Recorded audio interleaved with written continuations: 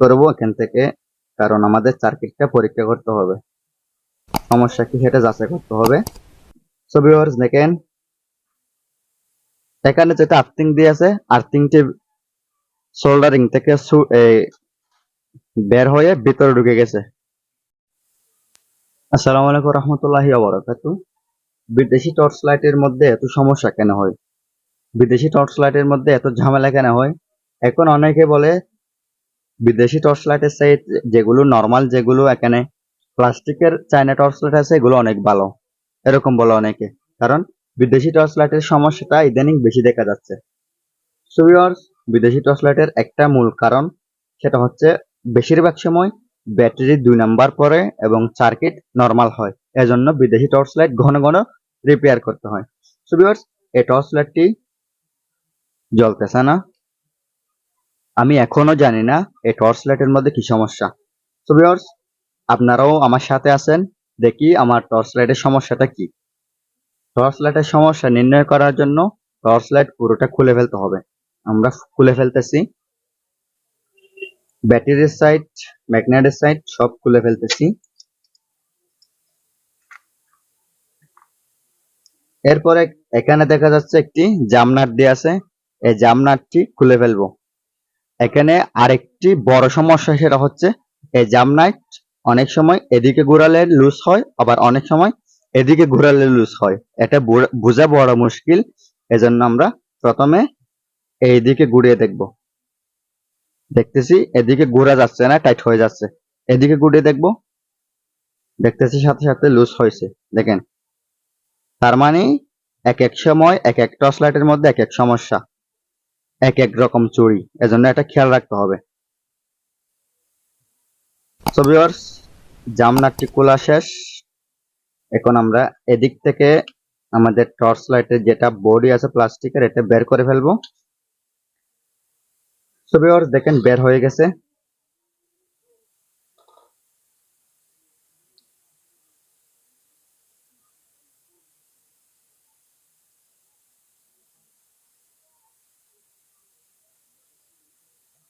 এটা একটু বের করব এখান থেকে, কারণ আমাদের সার্কিটটা পরীক্ষা করতে হবে, সমস্যা কি সেটা যাচাই করতে হবে। সো ভিউয়ার্স দেখেন, এখানে যেটা আর্থিং দিয়ে আছে, আর্থিংটি সোল্ডারিং থেকে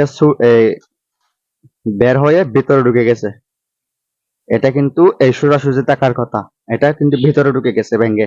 এবং যেগুলো বিদেশি টর্চ লাইট, এগুলোতে বোর্ডের মধ্যে আর্থিং থাকে, মাইনাস যেটা ভোল্টেজ এটা বোর্ডের মধ্যে থাকে। যেমন এই ব্যাটারির মাইনাস হচ্ছে এটা, এটা ওই স্প্রিং এর মধ্যে দিয়ে স্প্রিং এর মাঝখানে কানেকশনটি পাবে, এরপরে এখানে চুড়ি আছে, এখানে কানেকশন আসবে, এই কানেকশনটি এখান থেকে এই বডিতে আসবে, এখান থেকে এই চুড়ির মাঝখান থেকে এই বডিতে আসবে। এই বডি থেকে কানেকশনটি ঠিক এই পাশ থেকে, এই যেটা আর্থিং দেয়া আছে এই আর্থিংটি এই পাশে লাগবে, এই পাশ থেকে সার্কিটে মাইনাস অপশন আসবে। সো এজন্যই মনে হয় টর্চ লাইটটি জ্বলতেছে না। আমরা এমনি স্বাভাবিক একটি চার্জার নিয়ে দেখব, সার্কিটের মধ্যে কানেকশন দিয়ে দেখব এমনি জ্বলে কিনা। সো ভিউয়ার্স দেখেন, জ্বলতেছে, তার মানে সার্কিট ভালো আছে। আর এখানে জিম জিম করতেছে, আপ ডাউন করতেছে, এটা কোনো সমস্যা না, এটা চার্জারে লাগানোর কারণে হয়ে যাচ্ছে এরকম। ব্যাটারি কানেকশন লাগালে কিন্তু এরকম মিটমিট করবে না। সো ভিউয়ার্স, এখন আমি কি করব, এই যেটা আর্থিং ভিতরে ঢুকে গেছে এটা সোজা করে আবারও ভালো মতো সোল্ডারিং করে দিব। সোজা করে ভালো মতো সোল্ডারিং করে দেওয়ার জন্য আয়রন ব্যবহার করতে হবে। আমরা আয়রন দিয়ে ভালো মতো সোল্ডারিং করে এটা সোজা করে দিব।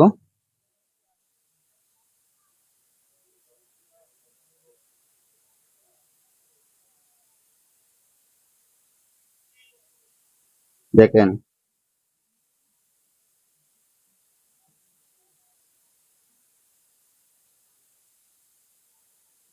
এখন সোজা হয়ে গেছে। এখন আমরা এখন উপর থেকে ভালো মতো একটু করে সোল্ডারিং দিব, যাতে পরবর্তীতেও আর ভিতরে ঢুকে না যায়।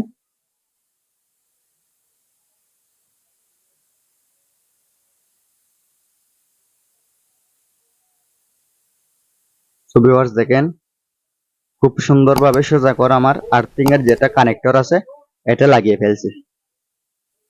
এখন আমি টর্চ লাইট ফিটিংস করে ফেলবো,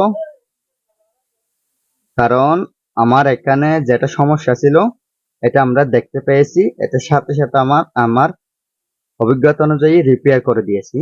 কারণ আর্থিং এর কানেকশন যেহেতু ভিতরে ঢুকা ছিল, তার মানে আর্থিং এর সমস্যা হয়েছিল, এটা আমরা বুঝে নিব। সো ভিউয়ার্স যেভাবে খুলছি ঠিক সেভাবে ফিটিংস করে ফেলতেছি। দেখেন ঢুকে গেছে। আর এটাও দিয়ে দিব। এটা দিয়ে সময় খেয়াল রাখতে হবে, এখানে দুইটা লম্ব দিয়ে আছে, এটা এখান থেকে ঢুকবে প্লাস্টিকের, ঠিক এইগুলোতে ঢুকবে। এজন্য একটা টুইজার নিয়ে এটা বরাবর ছিদ্র বরাবর আমরা এটা দিয়ে দিব। দেখেন ছিদ্র বরাবর দিয়ে দিছি, ম্যাগনেট বরাবর এটা কি হয়ে গেছে, সেটিং হয়ে গেছে। এখন আমরা এটাও লাগিয়ে ফেলবো। এটা লাগিয়ে ফেলার জন্য আমাদের টুইজার ব্যবহার করতে হবে সব সময়। টুইজার ছাড়া কিন্তু এটা খোলাও যাবে না, লাগানোও যাবে না। টুইজার ছাড়া খোলাও যাবে না, লাগানোও যাবে না, এটা খেয়াল রাখবেন।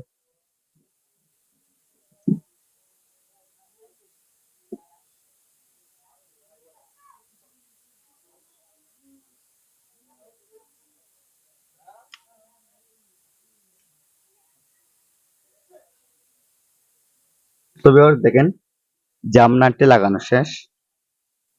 এখন আমরা উপরের যেটা ম্যাগনেটের ইয়ে ছিল এটা দিয়ে দিচ্ছি। এখন আমরা ব্যাটারিটাও ফিটিংস করে ফেলবো।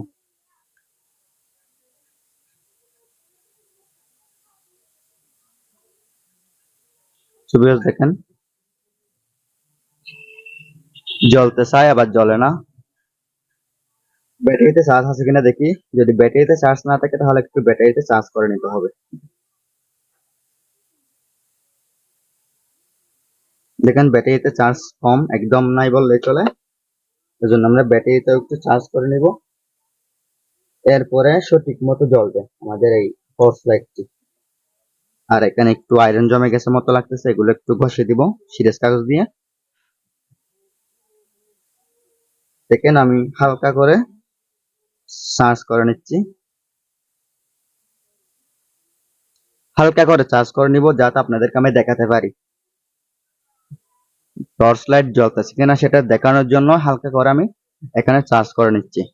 না হয় এটা বাড়িতে গিয়ে চার্জার দিয়ে চার্জ দিলেও হয়ে যেত। তো ভিউয়ার্স আমি হালকা করে চার্জ দিয়ে নিলাম। এখন মাল্টিমিটারের দিকে লক্ষ্য করেন, দেখেন হালকা চার্জ হয়েছে। এখন এখানে একটু করে আয়রন জমে আছে, এটা একটু আমরা ঘষে দিব যাতে কানেকশন পুরোপুরি পাই। এখানে যদি আয়রন জমে থাকে তাহলে কানেকশন ব্যাটারির পজিটিভ কানেকশন পুরোপুরি পাবে না, এই জন্য একটু ঘষে দিব।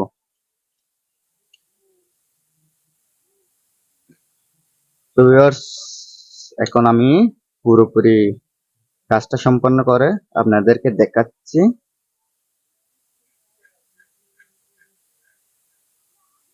দেখেন টর্চ লাইটটি সাথে সাথে অন হচ্ছে এবং অফ হচ্ছে,